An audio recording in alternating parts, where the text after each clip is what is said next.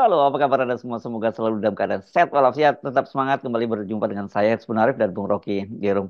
Bung Rocky Gerung, seperti kita bisa prediksi bahwa debat Capres itu nanti tidak hanya selesai seketika kemudian layar panggung ditutup ya. Itu bisa berhari-hari kalau pengalaman saya berpekan-pekan bahkan dalam kasusnya Gibran itu bahkan lebih lebih lama lagi sampai kemudian ketemu ketemu debat Capres berikutnya itu baru ganti isunya. Dan hari ini juga begitu. Hari padahal sebenarnya Ahad malam terjadi dan sampai hari ini Selasa hari ini Rabu masih rame terus. Dan yang menarik adalah sampai Pak Jokowi juga minta agar format debat itu diubah karena menurut beliau itu lebih banyak apanya ya lebih banyak saling serang dan tidak bicara soal soal visi misinya gitu, substansinya.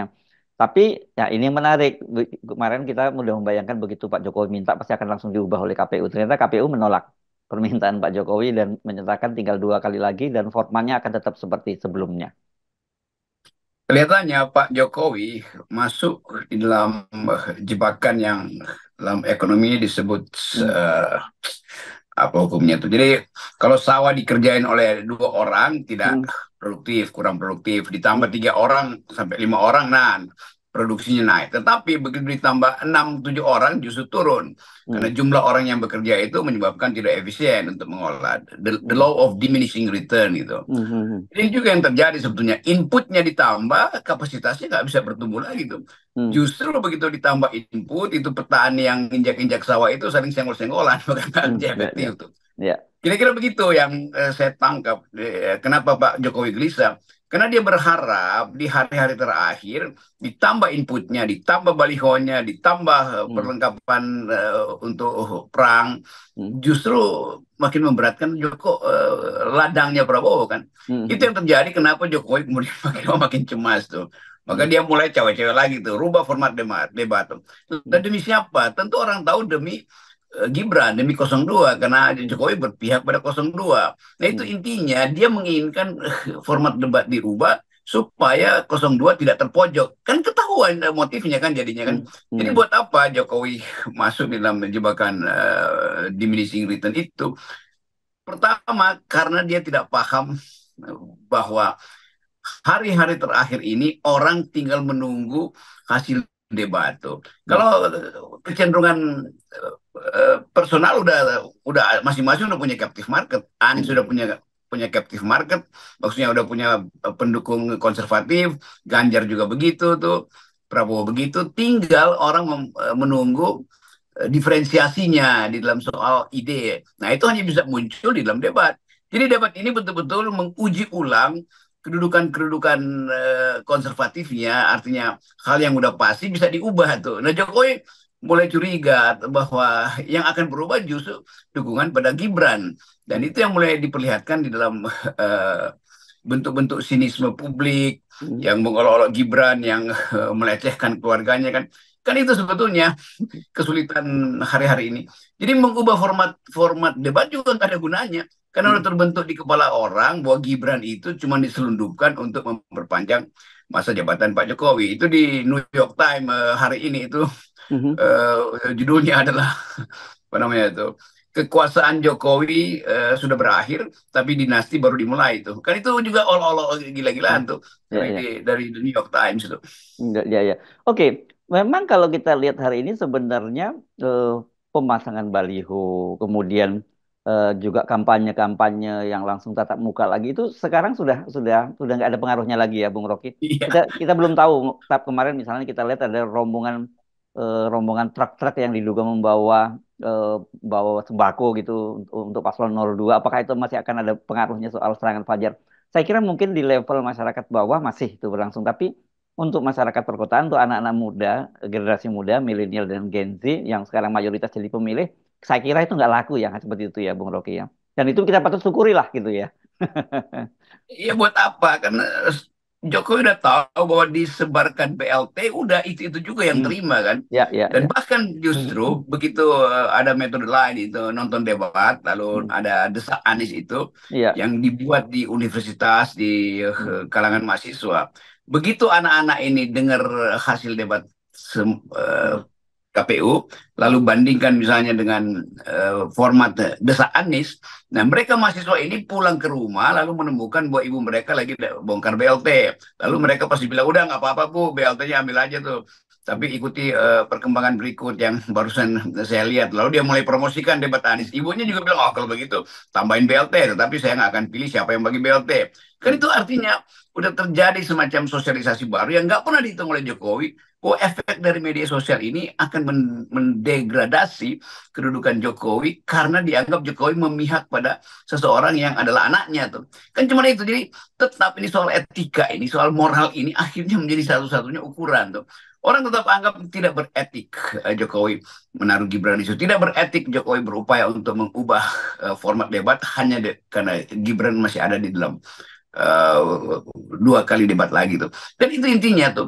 Jadi kelihatannya Jokowi betul-betul panik, dan kepanikan itu terbaca dari kegelisahan dia sendiri, sehingga secara tidak sadar dia menempatkan diri sebagai politisi yang menginginkan supaya format debat berubah. Padahal dia harusnya negarawan dalam keadaan semacam ini. Dia bahkan tidak boleh mengabdi di presiden. Dia mesti menganggap saya adalah negarawan, maka saya akan memantau, dan cuman dengan memantau saya bisa membayangkan apa yang sebetulnya sedang dipersoalkan oleh rakyat. Tapi dia nggak mau mantau suara netizen kan, dia hanya memantau suara surveyor yang dia sogok. Kan itu konyolnya di situ tuh, sehingga dia nggak tahu buat dia sebetulnya udah ditelanjangi oleh uh, kalangan dia sendiri.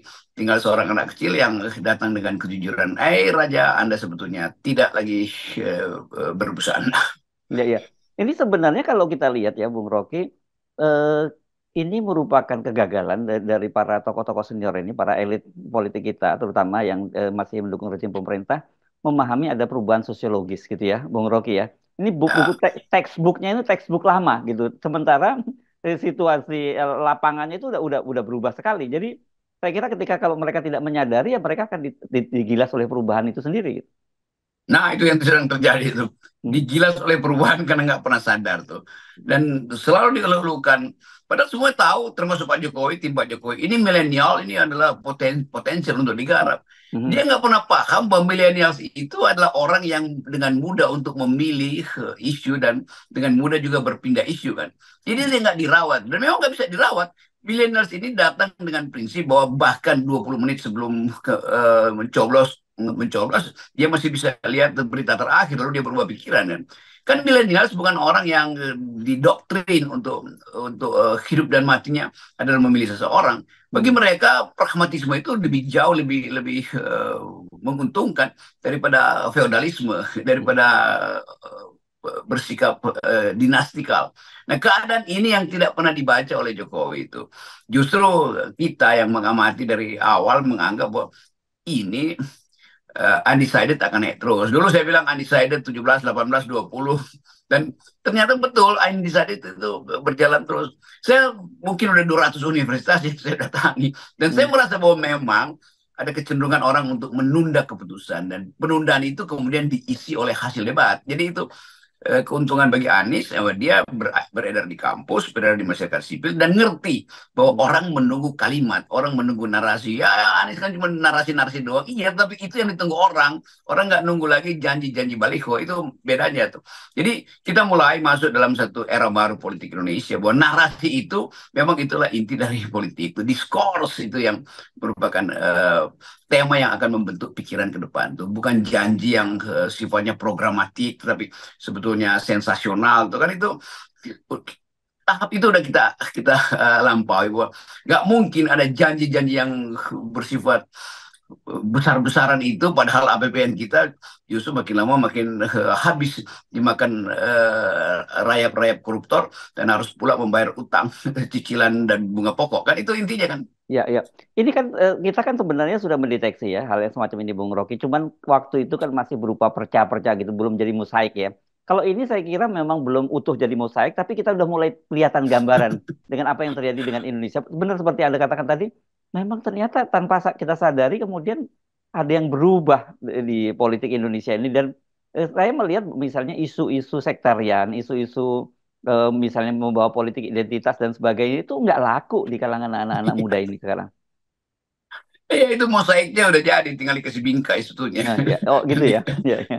Dikasih nama tuh. Hmm, Jadi sebaiknya Pak Jokowi itu udahlah, udah betul kata Gibran, pulang kampung aja Bapak hmm, tuh. Dan mungkin hmm, juga Gibran akan bilang oke kalau begitu saya ikut pulang kampung tuh, nggak mau hmm, lagi cawe-cawe di atas panggung. Karena tetap di dalam pikiran anak muda ini ngapain sih memaksakan seseorang yang mungkin waktunya kan masih panjang. hmm, Gibran masih bisa 5 kali ikut pemilu, ngapain dipaksakan hari ini?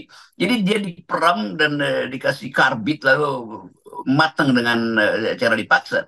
Dan itu yang membuat masyarakat sipil, apalagi milenial, menganggap ya udahlah kalau begini caranya, mending kita golput, mending kita nggak pilih siapa-siapa tuh. Hmm. Jadi suara milenial yang justru datang ke Prabowo, yang dianggap oleh Prabowo adalah milik dia karena sifat Spartan, sifat ya sebetulnya Prabowo itu mewakili satu harapan masyarakat milenial, itu akhirnya pudar karena ada seorang ya buat netizen ini bocah bocah cilik tuh yang nggak pas ditaruh dimanapun nggak pas sebetulnya kecuali disuruh tidur.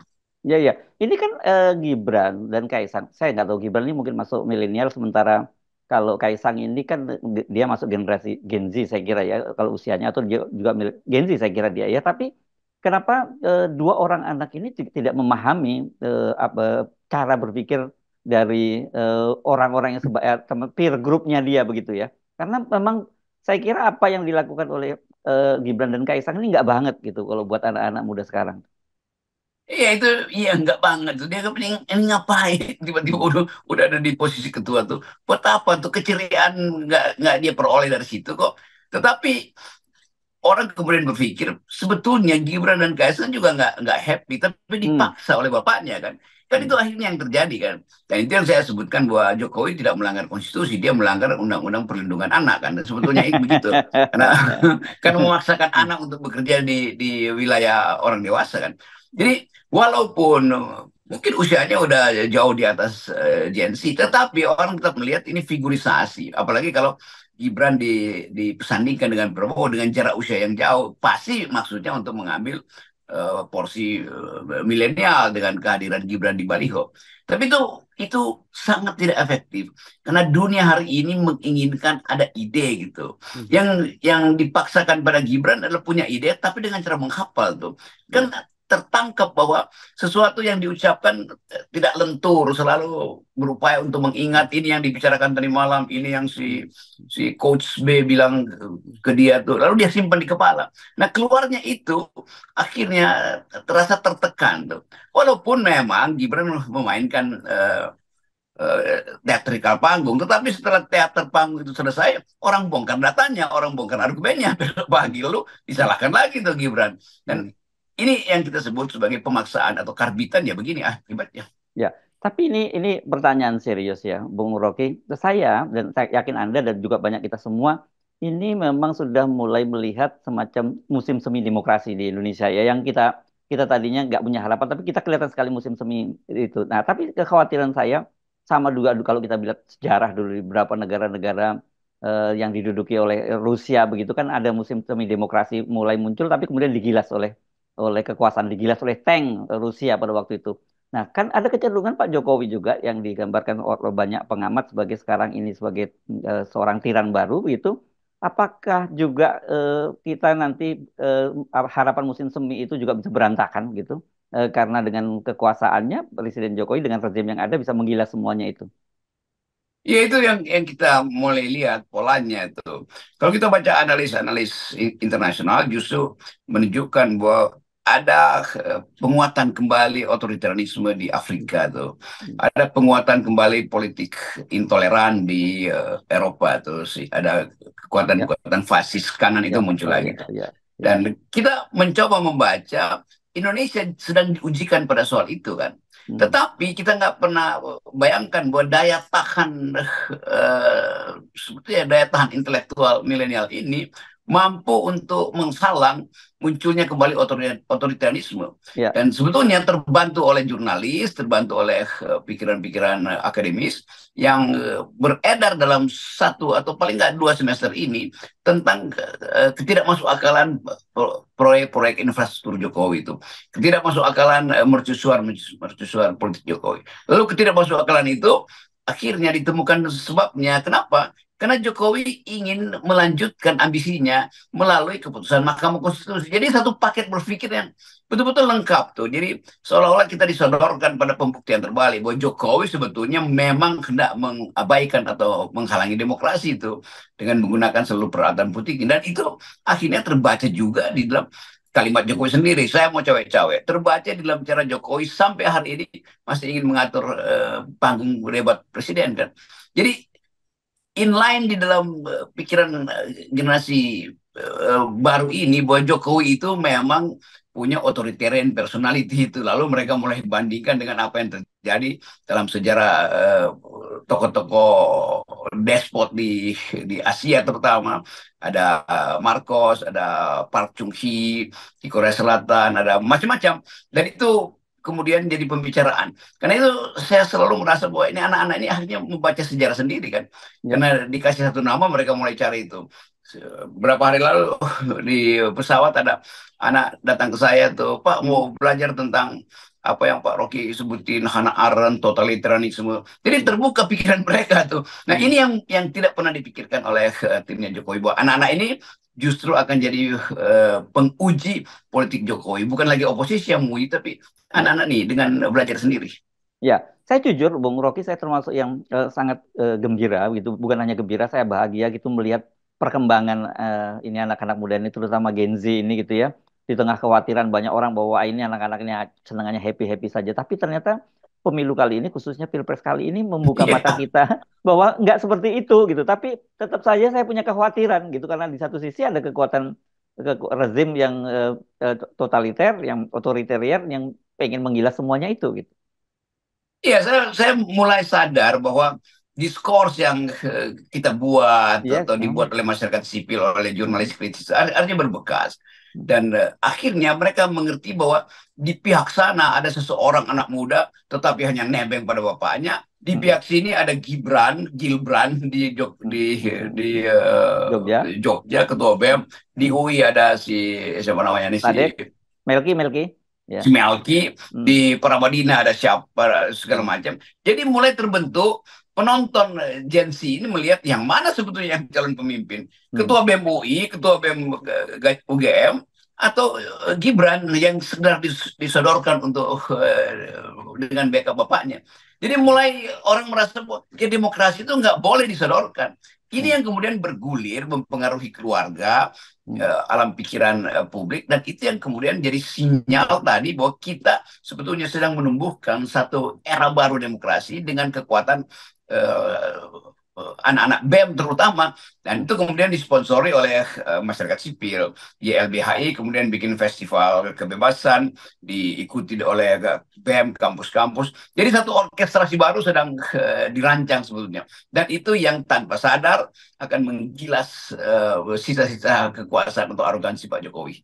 Yes, oke. Ini tentu saja ini yang saya sebut tadi ada kegembiraan tapi juga ada harap-harap cemas lah begitu ya melihat situasi sekarang ini. Saya menganggap bahwa ritme sejarah itu justru sudah menguntungkan Hmm, proses pembuatan kembali demokrasi Indonesia. Jadi sebetulnya pembuatan kembali. Karena kita buat demokrasi itu 98, terus disobek oleh Jokowi selama 9 tahun, sekarang kita jahit ulang tuh. Dan kenikmatan itu adalah menjahit kembali demokrasi di tengah-tengah milenial yang sebetulnya sekaligus jadi pembelajar. Mereka mulai melihat bahwa, oh itu yang namanya demokrasi, kita udah punya, ya, dan sekarang kita jahit ulang. Kenapa? Ya karena dirobek oleh Presiden Jokowi. Kan ya, itu semuanya begitu. Di mana kita baca itu? Di TikTok mereka sendiri. ya, Dan ya, mereka ya. sebetulnya yang membantu kita untuk menumbuhkan kembali asal usul bangsa ini yang kita sebut sebagai the thinking nation, karena pemikir-pemikir awal bangsa ini memerdekakan Indonesia dengan kekuatan argumentasi. Ya, ya, ya.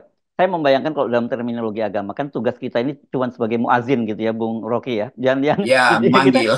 memanggil saja buat kita gitu, yang melakukan mereka semua dan tanda-tandanya itu sangat sangat kuat dan saya membayangkan situasinya sebenarnya ini ya, Bung Rocky ya. Seperti tombol on off saja gitu ya. Demokrasi kita ini sebenarnya itu antara terang dan gelapnya itu sebenarnya cuma satu satu klik saja gitu. Ya, Ya. itu betul sekali perumpamaan itu. Jadi Hmm. Jokowi merasa bahwa dia memegang PLN itu. Ya, Padahal sebetulnya masalahnya bukan di PLN, ini cuma sekedar menghidupkan tombol hmm, on off aja kan. yes, Jadi Jokowi mempraktekkan satu upaya untuk secara total menguasai jaringan listrik. Padahal sebetulnya jaringan listrik yang ada sekarang nggak terhubung dengan PLN karena pakai solar cell gitu. Dan ya, ya, Jokowi kaget, kok bisa itu ya? Yang udah didesain sebetulnya artinya berantakan ya, karena ya, ya. sumber daya kita itu bukan dari listriknya Jokowi, tapi dari listrik alam semesta. Ya, saya kira kita penting gitu ya untuk membangun soliditas. Jangan sampai kemudian Pak Jokowi mematikan tombol demokrasi. Tugas kita itu rame-rame untuk menghadang kalau ada yang mematikan tombol demokrasi agar demokrasi kita tetap menyala di Indonesia ini.